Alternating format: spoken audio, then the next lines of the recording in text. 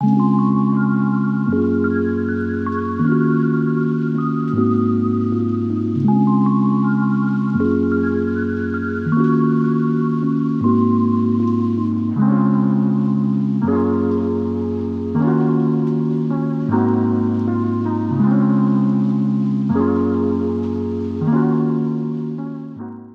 to Crushgasm, the podcast dedicated to the highs and lows of crushes. From their first to their worst, we're going to cover them all with a cascade of characters, including our guest today, a woman all about celebrating the wins, Mekeshia Clayton-Lee, a wife, mother, lover of dance, and podcaster who is here to talk not only about her show, The Dumping Ground, and her new YouTube channel, but also her Oscar winner crush, Jamie Foxx. Mekeshia, how are you? Ooh, that was such an amazing introduction. Yes, that's me.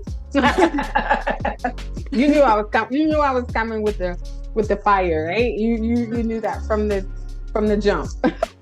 So how are you today? So today I'm doing a little bit better. I think I'm under the weather. So if I do a little cough, it's not COVID. It's just in Atlanta, Georgia. We have this thing called pollen, and it's like Mother Nature want to season us with the pollen and put us in the refrigerator and marinate us. I think I seen a meme that said that today, and then marinate us. So it's like everybody is like congested. It's just insanity in Atlanta. Ooh, but I'm good. It's that time of year. It's that time of year when nature tries to kill us. Come on, help me out, friend, please.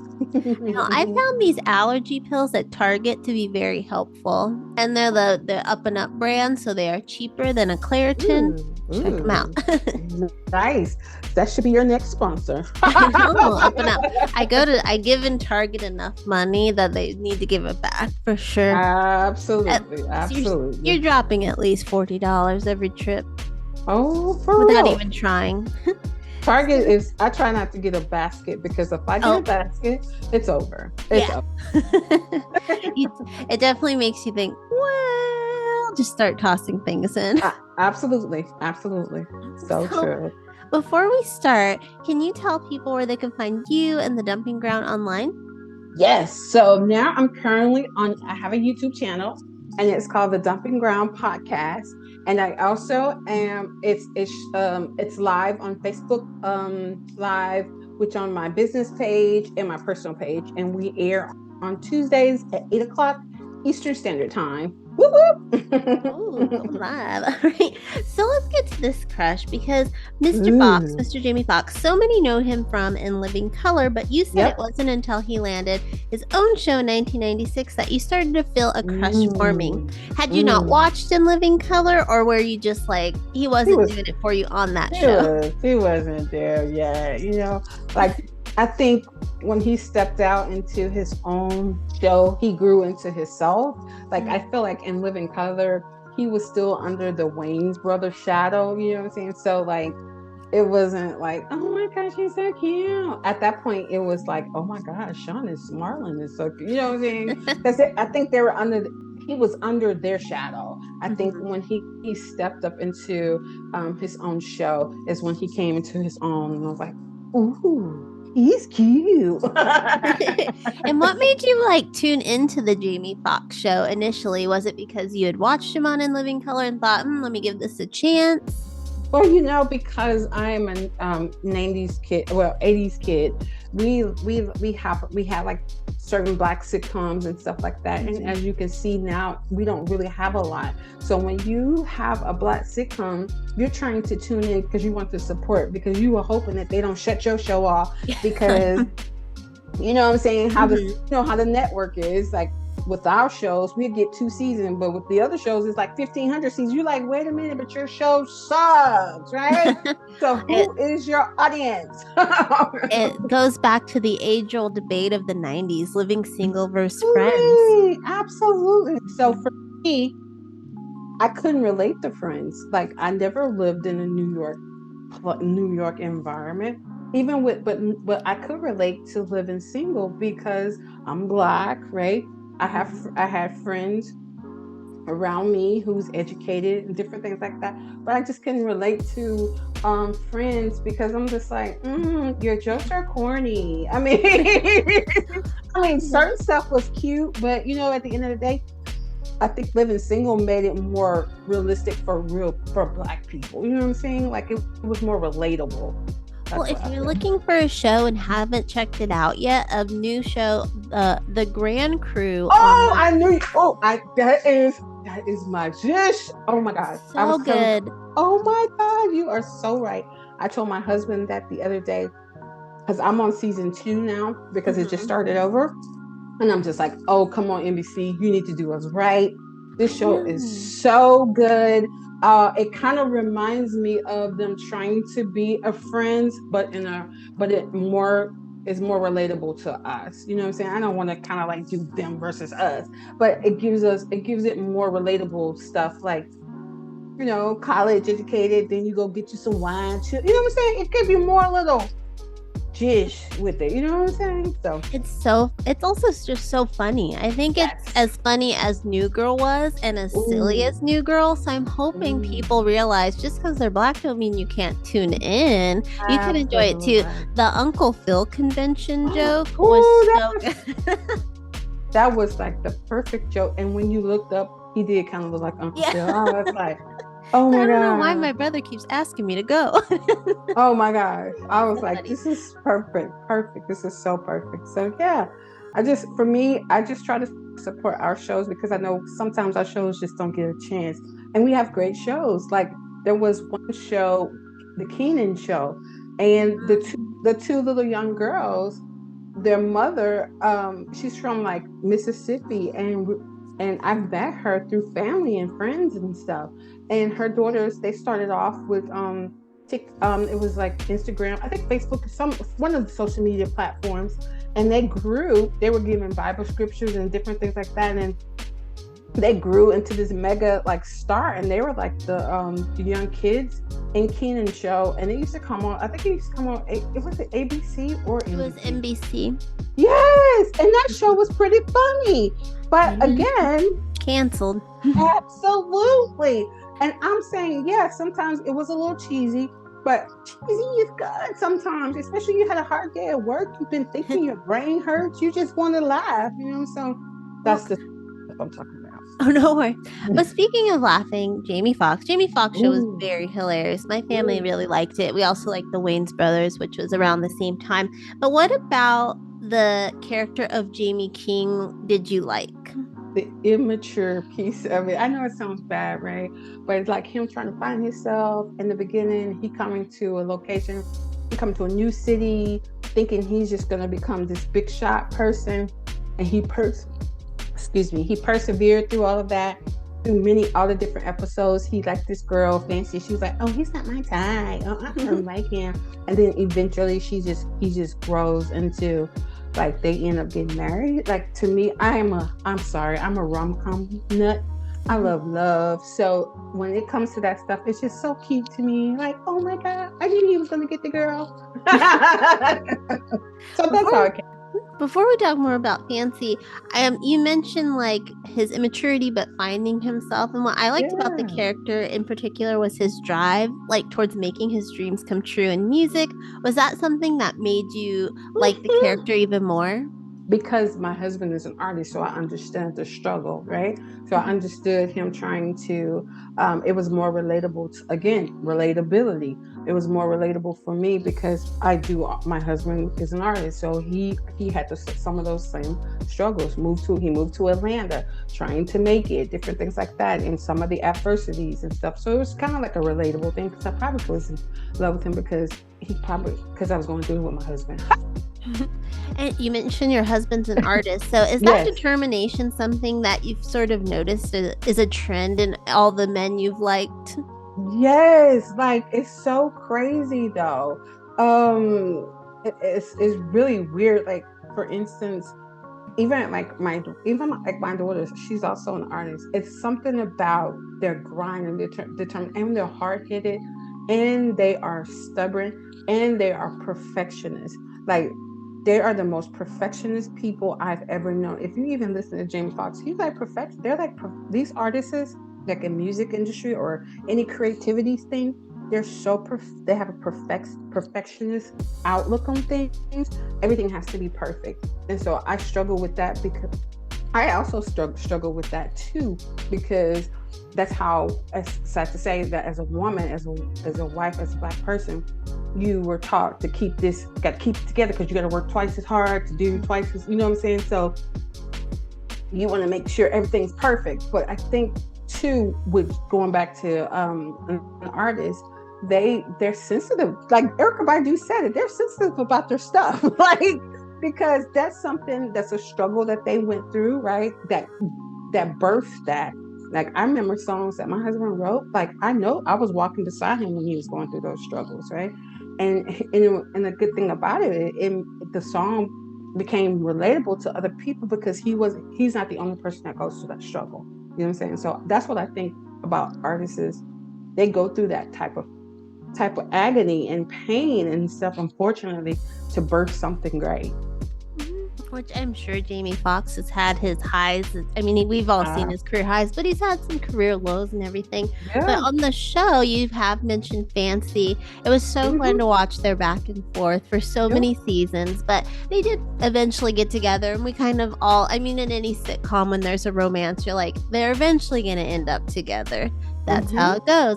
Were you, and as a romantic, were you okay with that? I mean, sometimes we get a little jealous when it's our crush, but were you okay with this? I actually was rooting for them to do. And so let me tell you a funny story. So me and my niece, this was around the time where I think he was putting out his music, Unpredictable, his album or something. Anyway, whatever album that's on. So we're not clubbers. My family, we're not clubbers, but my niece and I went to this big club in Atlanta, and it was like 2 stories. And one night he happened to show up with this crew. I think he was probably doing like promoting his album or something like that. And he shows up with his crew, like he's all in the VIP section, and I'm just fangirling it out. Okay, like really sad, really, really sad. And so like he got on the stage and he was singing like to all the girls. So, you know, he has a wonderful voice, right? And he was singing to the girls, and I was like, oh my God, like for real, like this is crazy. You know what I'm saying? So I asked my niece when I was putting this information together, I was like, I texted her, I was like, hey, do you remember when because we were literally almost close, like we can reach out and touch him. I was like, do you remember the night we went out and we saw Jamie Foxx? She was like, I can't remember. I was like, oh my God, are you kidding me? But yeah, that was my funnest moment. I mean, I couldn't even imagine being at a club and seeing my like celebrity crush. I'd probably freak out because if it's like if I know, then I can play it cool. But if it's a surprise, I'm like, I lose it. it was a surprise. No one, unless you know, of course, the club owners probably knew because you know they probably paid him to come and do something. But it was just, I was just like, I mean, literally, and he got on stage. He was like, "Hey, sexy ladies," and all this stuff. It was so funny. And I asked my niece, she was like, I don't remember. I was like, girl, I'm putting this stuff together for this podcast. How dare you not remember Jamie Foxx? Were you like, we got to try to meet him? Actually, no, because the thing is, my husband is an artist and he taught me, you don't run behind them. Like they're human and stuff. Like there's only one person that I'm definitely like in my entire life that I want to meet and I cannot wait to ever meet. But everybody else, they're just, because we live in Atlanta. So think about when you live in Atlanta, everybody comes here. So you get to see, like I saw Ludacris, I saw different people, and it's just like, okay, you know what I'm saying? So Father MC, do you remember back in the day, Father MC was in the 90s? Like my husband used to hang with him, roll with him, and kick it with him. Mm-hmm. But we were just taught they're just people, man. Don't spaz out on them. You know what I'm saying? So because they're like, I don't have time for that. But when you start acting like you don't see them, you're not like, wait a minute, why they ain't trying to talk to me? You know, you feel what I'm saying? So you do the reverse. You know what I'm saying? You don't be all up in their face. You just kind of do the reverse. So no, I was just chilling. You know what I'm saying? Just chilling. Who's that one person though you are dying to meet? Tabitha Brown. Oh my God. Oh, Miss Target herself. Oh my gosh. That is the one person that truly inspires me to be all I can be. Like she is like on my top of my vision board to like one day to be able to sit in her at the table while she talk because I know, I mean, listen to her story and just seeing where she came from and how Hollywood tried to make her to be a certain person, and how she was like, forget that. This is who I am. Accept me, love me for who I am. Forget the imposter syndrome. So she is at the top. Oh, interesting. Yeah. And she's like an inspired crush. Oh my God, she is like for real, like for real. Like I follow her on all social media platforms, and I look for her because I used to watch her show. She used to have a show on. I know we're getting off topic, but I used to watch her show on Food Network, and she would and it's like they canceled her show because they wanted her to be somebody she's not. Like, I'm sorry. Did they want her to like be Hollywood? You know, Hollywood. Yeah, So it can be no, important. no. Well, back to the crush at hand, Jamie Foxx. By the time he got his TV show, he had already proven to be like a TV star. At that, he had In Living Color in his back pocket, and he really then started to like pop off in movies like Booty Call, Any Given Sunday, Django. Oh were my God. any of these like were you going to the theater because of the Jamie Foxx show and being like, well, now I like him, so now I must see all the movies? No, because Booty Call was horrible. It No. wasn't it? Thank you. Absolutely no. That was a no. I mean, like I said, you try to support to a certain degree, but after a while, it's like it just reminds me of what's the name of that movie?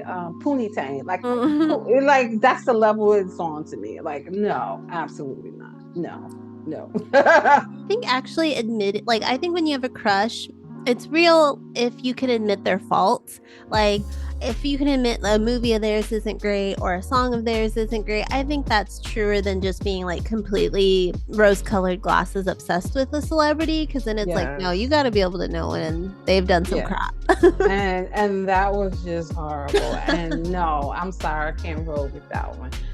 I did like when he played Ray Charles. Like, to me, he really embedded, and what he said, he spent so much time with Ray Charles to get his blessing and to learn his mannerism and how he moved. I mean, he literally embedded that man. That was like the top role for him that I did go see, and it was, and literally cried, because you literally, if you close your eyes, you would think you were watching Mr. Ray Charles. So that was really good. I was gonna say Any Given Sunday was definitely what helped push him to like more dramatic roles, but he didn't get Ray for another 6 years after that. And of course, he took home the Oscar. Would you say that is his best performance to date? I do. I don't like the slavery movies. I'm sorry. That doesn't work for me, because I work with a lot of different ethnicities and I don't want to go to work angry. So no. I just like to keep my heart. It's not that I'm dismaying that. I just don't want to put that. I just don't want to. I just can't watch that stuff right now. I know it happened, but I don't want to embed hate and you know what I'm saying? And that sometimes can anger and rage. So I have to be careful with that type of stuff. And for when you're watching him in Ray, I always find it hard sometimes because some actors are just so good. Did you find it hard to keep the crush going because he was so good as Ray Charles? You're like, wait, do I like Ray Charles now? I know, that's like, hold on, is this him now? Like, you know what I'm saying? Like, you know, it was really hard to kind of distinguish that, because like I said, you could tell that he spent a lot of time with him. And the cool part to me is that he plays the piano. I play the piano too, not to the capacity that he plays, but all of my siblings, all of my sisters except one plays the piano. And so that's another relatable moment to me, that he can just play the piano, and he can just sing. You know, I'm the doo-wop pop chick. Like, I don't sing the lead, but I can help you harmonize and all that stuff. So that's the relatable piece too. Yeah, his music, he's unlike some actors try to do music and it's like, maybe not. Maybe don't try to do that. But Jamie Foxx proved he could do it. Were you a fan? Are you a fan of what he's done musically? Oh, for sure. My favorite song is Blame It On. Like, that was really good. I love that song. because we all have said that runs like a blame it on the vodka, blame it on it. You know what I'm saying? But I also like when he's singing his ballads too, because he really have a great voice. Like there's one song that he sang on the Jamie Foxx show when he was singing to Fancy. I think it's when they came down to the Owl when they got married. Blank, I can't remember the name of the song, but it was so good. And I was like, dude, you should be recording, like, for real. Well, he is. He has been, but it's been a while since he's released an Absolutely. album. Are you like hoping he drops Yeah. more? Yeah, drop some music, man. Like, but the music industry has changed so dramatically. So, and so I don't like him in Spider-Man. Like, I feel like He looks weird. he looks super duper weird in Spider-Man. Like, I mean, I understand that was probably, you trying to venture out into the Marvel world, but I'm just like, kind of look like a nerd, you know what I mean? Like, and there's no shade to nerds, but I'm just like, no, my friend, try again. Well, at least he got the Marvel money. Absolutely. That's what I'm him. talking about. That's what I'm talking. That was money making move right there. I'd be in a Marvel movie if they asked. Absolutely. So, you noted to me that the crush only lasted a couple of years, and it's not because Jamie Foxx up and disappeared. He's worked quite a bit since the Jamie Foxx show left the air in 2001. But what sort of made the crush fizzle a little? What made you look elsewhere? Maybe because he's not out there as he was. You know what I'm saying? Like when he kind of like, I mean, he's on the show with his daughter, Shazam, but Beat Shazam or something like that. And he looks so weird with the dancing and stuff. He's trying to act, and his daughter's so embarrassed. You know what I'm saying? It's like I'm just like, I know she's like, Dad, please. And but the commercials that they're in with the computer, super cute. I like that he's a girl dad because my husband is a girl dad too. So it's amazing when you're a girl dad and you have that type of relationship with your dad and stuff. So you can still see the closeness that they have. So that's attractive too. So it sounds like even though the crush may have fizzled just a bit, that you still have a little spot in your heart. I do. It's still there. It's absolutely, and like I said, he should drop more music because he is definitely talented. He should. I mean, again, I know with the industry's change, everybody is doing independent, so he has enough with the Marvel money to drop it independent album. He could definitely fund his own projects. Absolutely. So that would be really cool. But yeah, man, that's hard started. It's so weird though, because I would have never, like I said, when he was in Living Color, it was just like, and I watched Living Color every Saturday, whatever day it came on. I think it was Saturday, and with my mom, and it was just like, ew. I'm sorry. I think at that point in time, it was Sean, because Sean was the DJ. Remember, Sean Waynes was the DJ. I don't know your age, but he was the DJ, and at that point, he was a hottie. but it was, I think, because he was in the shadows of the Wayne brothers, he didn't blossom out. And then too, wasn't he on Saturday Night Live too? Did he did some Saturday Night Live? I'm not 100% sure. No, I don't think he ever. It was kind of like you didn't make it onto SNL, so In Living Color gave you a little bit, gave Black performers definitely a platform, and then Jim Carrey. So got you. Jim Carrey's very thankful. He always says, "No, it's not the white people that gave me a chance. It is the Wayans brothers who." Absolutely, and they're talented too. Like they really are. I mean, for real, they're like, it was a lot of them. I was listening to Marlon he was on Big Boy show in California, and he was saying like, dude, they were in the project, and it was so many of them. So I mean, it's amazing how people come from humble beginnings and they continue to pursue their dreams and push towards them and like a rise above them, and then bring their family alongside them. Like that's a blessing, man. Because some people don't do that. Some people, it'll be that one person that gets out and they're like, see ya. What's also crazy is like they didn't have to really like carry anyone. All of them that went into entertainment are very talented and hilarious in their own ways. So it's like, oh, is in those genes. Absolutely.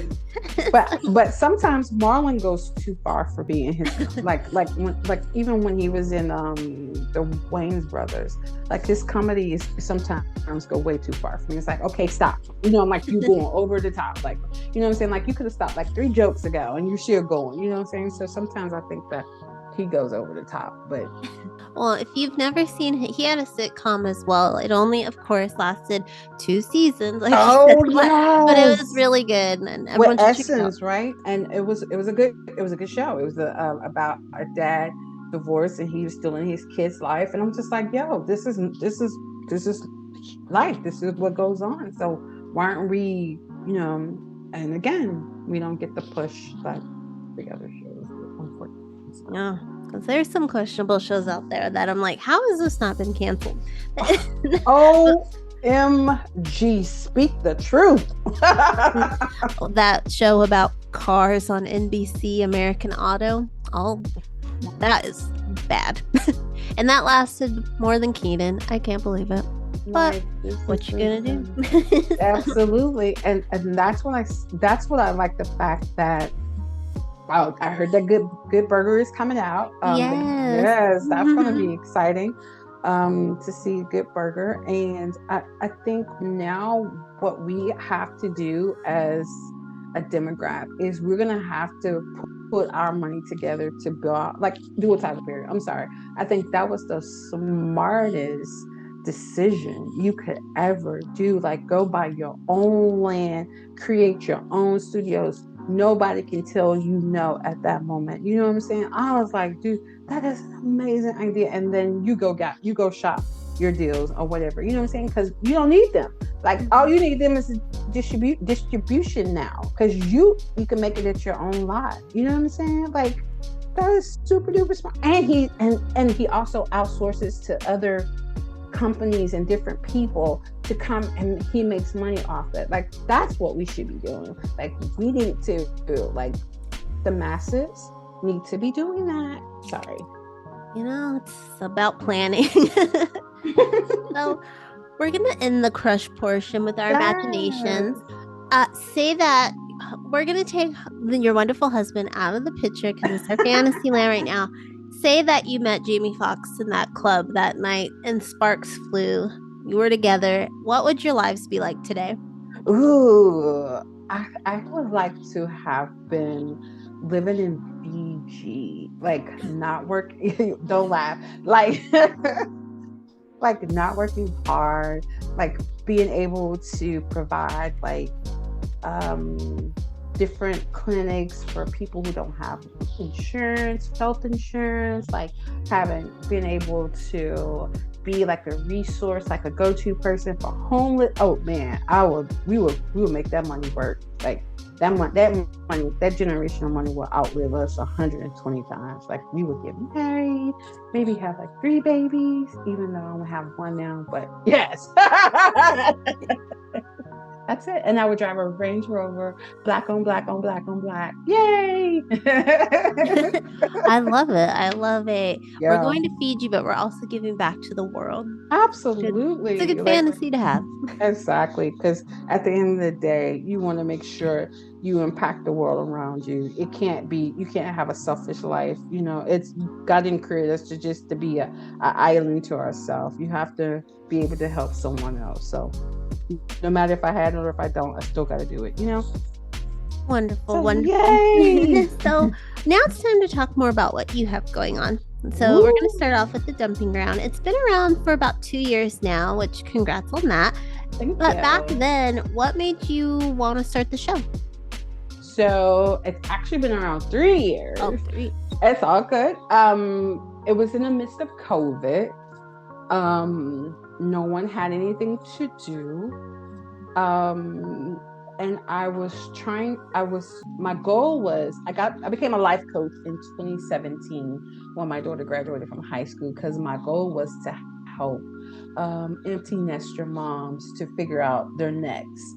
And I figure like I will start this major women's group and all of this stuff, but then people are flaky, like people will be like, yeah, I'm gonna come to your event and don't show up. So you spent all that money and time and stuff, and people don't want to do the work, but they like, yeah, I got your back. You're my friend, blah, blah, blah. Right. So I went through that type of situation, and I was just like, I don't want to keep investing in this when people don't want to do the work. So my husband was like, well, you're always helping people. You have a life coach certification. You're always helping people. Why don't you just start your YouTube channel? But I'm just like, this is COVID. I don't want. And first of all, I just didn't like myself. Like, I felt like I was like, just didn't like pictures and videos. Like, I'm just now getting to start to like that and accept that I can't change features or facial things, that I've been taught, that I've been born with, right? Like, you can't change your nose, Mekeshia. You can't change your lips. Yeah, they're big. This is who you are. And you started to go through those insecurities, and you feel like, okay, let me find a loophole. So my loophole was, I don't have to show my face, right? I could still help people and help from the background. And that's when I started Blog Talk Radio. One of my friends from work, they knew a young lady who has a syndicated radio show.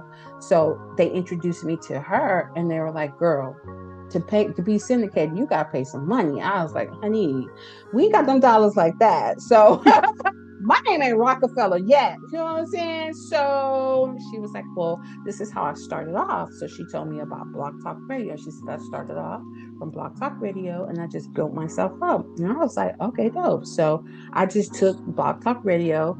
We started off like Dear John, because that was my goal, right? Because I wanted to help people, and I had stories and different things I would read it on air. People would call in. It was kind of like a strawberry letter type of thing with like Steve Harvey. But girl, people got real problems. So I'm just like, I don't know but I think that was just something for us to do around COVID, because people were bored out of their mind. After you done baked all that bread and cake and all these different recipes and did all the trends on TikTok and stuff, people was bored. You know what I'm saying? Mm-hmm. So I was like, okay, let me just give them some gossip, give them some juice. So we did that. And then we just start, people like, well, I don't have anything to do on my time. So then I started working out with nonprofits, and nonprofits would come over there and they would do virtual events, and they'll just come and market their stuff. And I'll get people connected to the virtual events and different things, or book club or whatever. We did Black Authors Matters. We worked with all Black authors that came on the show. They, so we just kind of like start picking around this, change the format to see what was the best niche, right? And so I was like, wait a minute, you work in corporate America where you are providing data to Fortune 500 companies. You provide this service for them in the daytime. They treat small businesses so bad when America was built on small businesses. Like, they give them a hard time. Why don't you create your platform to have a space where small business owners and nonprofit can come on and talk about their business? Free marketing. Who doesn't want that, right? I'm not asking for I'm not charging you to come on my show. I'm not paying you to come on my show. This is just pretty much like a place where we can help each other. Like, I may know somebody that you may need a piece of the puzzle. I may know that piece of the puzzle. I'm willing to share it, because guess what? It's not going to hurt me to tell you the information. I run my own lane. I'm my own competitor. I don't have to compete with you. You know what I'm saying? So that's where the dumping ground came into. Long story short. And so then my mentor was like, hey, Mekeshia, you have such a big personality, my friend. You need to go back to your original vision to go on YouTube and stuff like that. I still wasn't ready for YouTube. I felt like I still didn't love myself. I still needed to do some self-care, some self-work, and go do some self-healing because of some lot of hurt of me thinking I'm not pretty, all this stuff. Think about things that as women go through, right? So I had to still go on the surgery to and not physical, but inside to do some self work. And I had to appease her, I was like, okay, so I'll do quarterly Facebook lives where people can come on and just celebrate their wins. We'll celebrate them. We'll check in with the business owners. We'll check in with people, different things like that. So I did that for a year, whatever. She was like, sis, you tripping now. Like, you need to go ahead and do it. So this year, February the 7th, I finally decided to step out the boat and take a leap of faith and really do it. I mean, at this point, what do I have to lose? So again, we are live on Tuesday at 8:00 on my YouTube channel and Facebook Live on my personal page and my business page. So yeah, long story short, that's how it started. You're so positive. What motivates you to keep that ray of sunshine alive in your podcast and life? So for me, it's faith. It's faith. Like, it keeps me energized because we already live in a world that is just so dark and like people are so negative. Like, you have to have a power source. So I have to plug my faith into my power source to get surge every day, and that keeps me going. Even like a couple of shows ago, the girl didn't even show up. I was like, okay, God, this is what we're gonna do today. She confirmed. She had this publicist, and I hope she's listening because God bless her. I'm good with it. Let's talk about it. Let's make everything great, right? Mm-hmm. She confirmed. But this just goes to show me that you can't. Your brand is your brand, and no one's gonna respect your brand like you're gonna respect your brand, right? Mm-hmm. She confirmed, sister girl. I told her publicist, she has a publicist. I was like, okay, sis, I'm so proud of you. Her publicist sent me over her bio, her pictures and everything. I was like, okay, let me plaster it off of social media because it's about to be lit, right? Honey.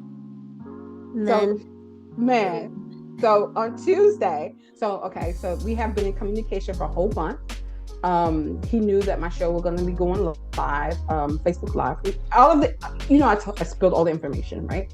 So he sent me her stuff on Sunday. I plastered it on Monday. She started commenting on the page on Monday. Oh my gosh, I'm so happy for you. Blah, blah, blah. I'm going to be there. Blah, blah, blah. I'm so excited. Blah, blah, blah. I'm like, okay, that's what's up, right? So I work a corporate job too.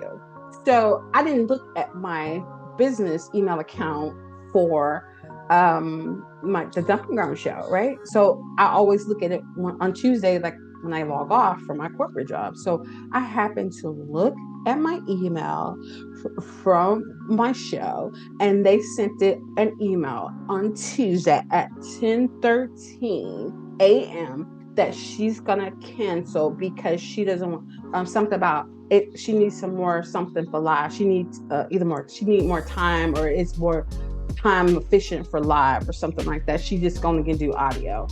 And I was like, okay, thank you. Have a good day. So at first I was like, see, this is what the type of stuff that I feel like people don't realize, that this is a small circle, right? And you think that you are professional and you want people to support your brand and do all of this stuff, but then because I'm probably not as far as you are, but you underestimate my ability because you're looking at my numbers or whatever. You don't know a lot of things that's going on. You don't know who I know, what connection I have, but because you assume, right? We're just going to give it the benefit of the doubt, right? But this is just the formulation I came up with.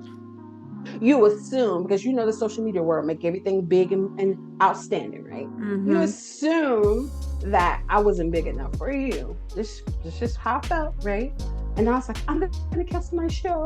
God was like, if you don't get your tail on this camera. So girl, I went and changed my wig. Hey. I'm sorry. Ready and did it anyway. Honey. I went and changed my wig because I have a red wig. I took the red wig off, put on the beach wig. Okay, beach blonde wig, bruh, with streaks in it, had it curly like I was sitting on somebody's beach. Okay.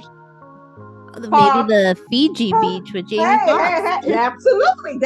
See you cooking. You cooking with grease. You see what I'm saying? So you feeling what I'm putting down, right? You picking up what I'm putting down. So I did my show. I had a good time. People were interacting. I was like, you know what? This is your brand. This is your baby. You don't have to depend on anyone to validate who you are. And I think that sometimes because of social media, we need that validation of like, I don't need that, honey. I know what I bring to the table. I know my value and I know my worth. Unfortunately, some of y'all out here faking it. Hey, let's just keep it 100. Love you, but you're faking it.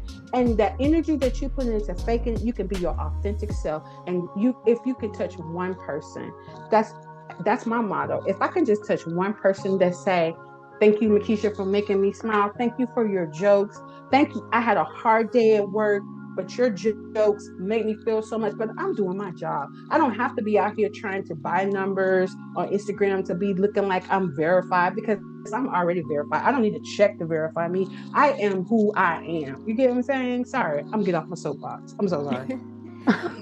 You mentioned you had a corporate job though, and I think it's important.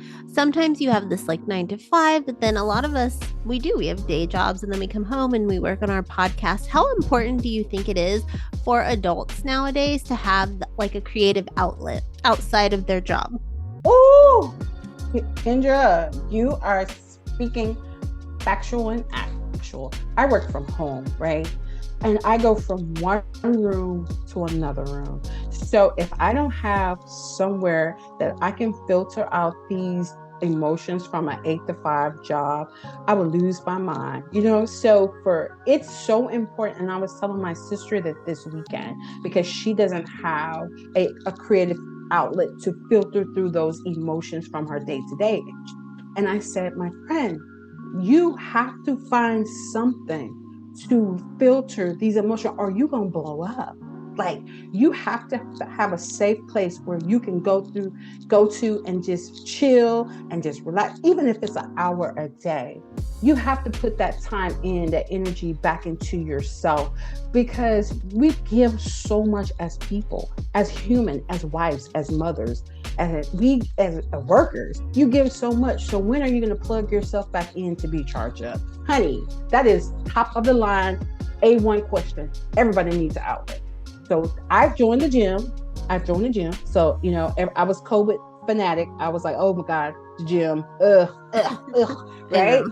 But I had to create a new schedule, a new routine, because I have got so comfortable with this routine that it's starting to make me sick. So like, I go from one room, because I work upstairs in my studio, then I go downstairs and I'm just like, ah. So I had to say, Mekeshia, you need another filter besides the dumping ground. So my new filter is, I've joined the gym. I'm a Zumba fanatic, because a girl loves the gym. She likes to get a gym on, right? And I'm too old to be in the club, so I do Zumba. Never too old for the club. Oh, girl, I ain't about to be in the club. I already got these bones cracking, lacking. I'm too old for that. So I was too old in my like mid to late 20s. I was like, okay, it is like midnight and we're barely leaving. What is this? I would get to my friend's house at like 10 or like 9, and I'd be like, all right, I guess we're gonna leave soon. And it's like 11. I'm like, why aren't we there yet? Oh my God, you'd be so tired, right? That's not me. So my Zumba, it gives me that like, okay, you can get, I can get my hip hop on, I can get my Latin on, I can get my my salsa, I can get my reggae on. So it's like I get everything. So that's becoming my new outlet. And then 2, I'm fear of water, so I'm gonna start this aqua fitness class to overcome water. Yeah, that's what your girl's doing. Well, lovely. I think water aerobics seems really fun. I don't like being wet. I don't know. There's something about it. Like I don't know. Like I hate baths. I like a shower. I don't like to sit in a bath. I'm like, this is just sitting in your own filth. What is this? So listen, that's my problem too. So what I had to do is I had to go buy water shoes because if I touch the bottom of their pool, I'm just gonna throw up. So I'm just like, I'm so the sad part about it, I'm just so don't want this stuff. I don't like certain textures to my skin. Like, you know what I'm saying? So I'm just like, oh my gosh, I'm just hoping. So that I have to overcome that, right? So I'm like, okay, so I'm get this water outfit and the swim shoes. I have that. I was like, that's the only way it's gonna survive. And the swim cap. That's the only way I'm gonna survive it. Like, so I was whole supposed to like start whole uniform. Absolutely. That's what my sister said. She said, oh my gosh, you're doing the most. I'm just like, that's the only way I'm going to survive. Right. It's just like, I don't like to get wet either. Like when it's raining outside and my husband was like, I'm gonna not pull the truck up. I look at him like, oh baby boy, you gonna go get this truck. You gonna go right out in this rain, get this truck pull up on me. Are you kidding me? Like, are you serious? No. So I don't like to get wet. I'm like a cat, but I have to overcome. That's my goal Me either. I hate the rain, but I do like being inside because I get to just like sit here and do podcasting. And I was lucky enough to be on your show, and you're such a lovely host. So I wanted to know, have you always been like a natural conversationalist? So I love this. So there's this survey. This is so funny. So there's this survey that my job did. It's called the Strength Finder. Everybody should do the Strength Finder. Have you heard of a Strength Finder before? No. I'm gonna send it to you. It's a book, and it gives you your top strengths. I'm gonna see who writes it. So it's so funny because my job gave us the assessment to do the Strength Finder. And the Strength Finder had my strength as positivity, and it said something else like optimistic, something like that. And and it breaks it down. It was like she's a jokester. She loves stories and stuff like that.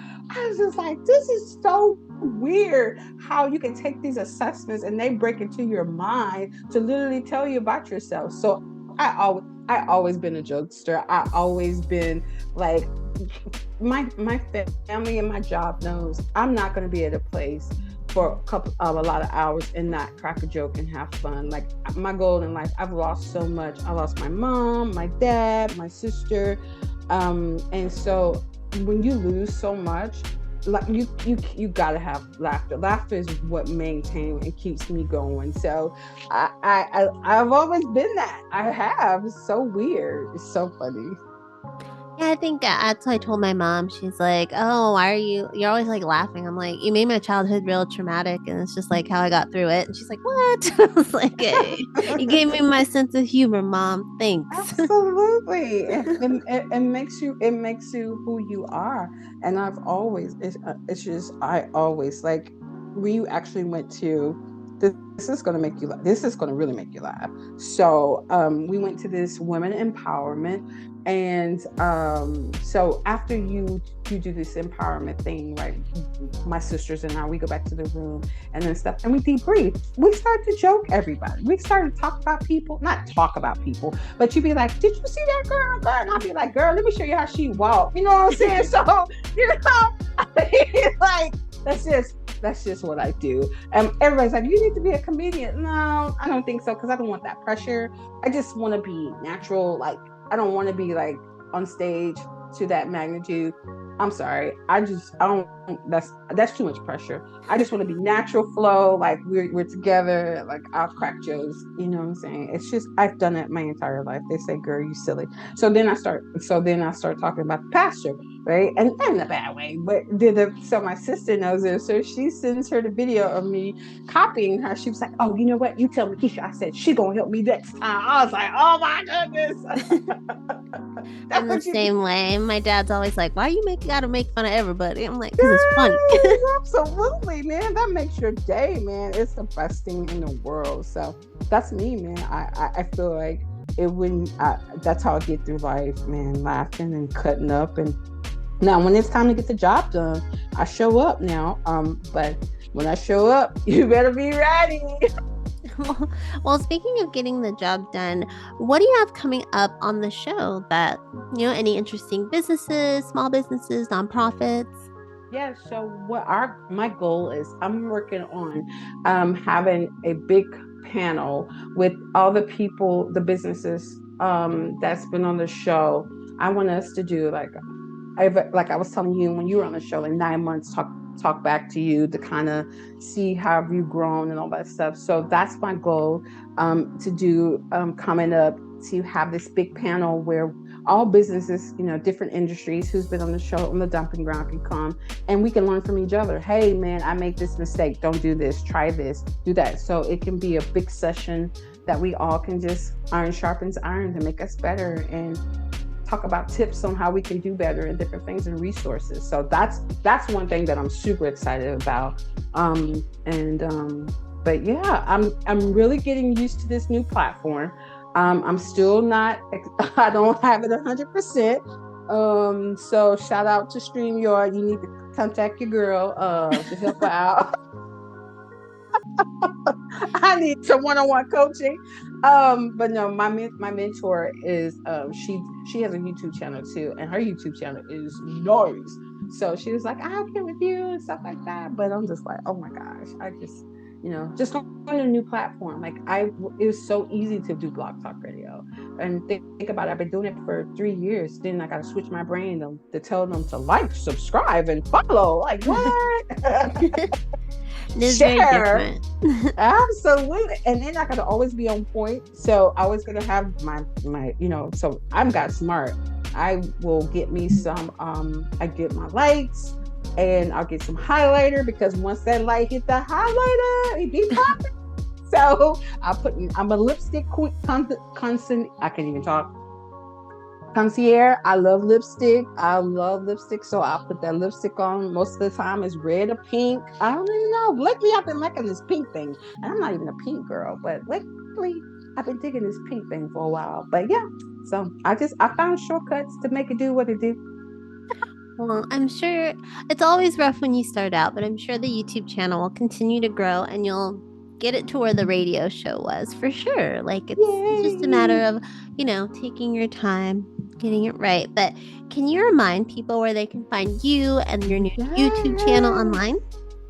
I can. So let's do this. My YouTube channel is the Dumping Ground it's the Dumping Ground Podcast, and it's at the Dumping Ground 01. That's my YouTube channel. You can also find me on Spotify podcast, because I'm still on podcasts too. I'm on podcasts, Spotify podcast, Google Podcasts, all those podcasts where you can outlets, because the next day those shows that's on Tuesday, it's uploaded to the podcast. So you can find us on the podcast, and it's the Dumping Ground on the podcast outlets as well. And let me see. Social media. It's weird because I think there's another Dumping Ground, so I had to switch up my name. I'm just like, thank you. You want to be like me? Okay, great. So my Instagram is the Dumping Ground with 2 G's _01. So that's my Instagram. So you can check us out there. We put down information, who's going to be on the show, all this stuff. Then I try to put funny videos, because again, I like to laugh. And I just did my one with the TikTok one from it's a cartoon head. Excuse me. And it's like, you need to follow my YouTube channel, like, subscribe, follow. And my niece was like, girl, what is your problem? So that's me. Oh, well, niece, calm down. But I feel like that's her nieces and nephews' jobs. Absolutely. Make fun of us. She sent me on my TikTok page, she sent me a whole message like, sis, why did you do this, auntie? I was like, girl, I'm out here trying stuff, these new filters. It tells you to try it. It was a trend. She was like, you need to keep that down. I was like, nope, just because you said I did, I'm going to keep it up. Well, Mekeshia, you keep on hustling. And I do want to thank you for taking the time to talk to me about your Oscar winner crush, Jamie Foxx. And everyone, you can find all of that information she just said below. And until next time, as always, keep crushing it.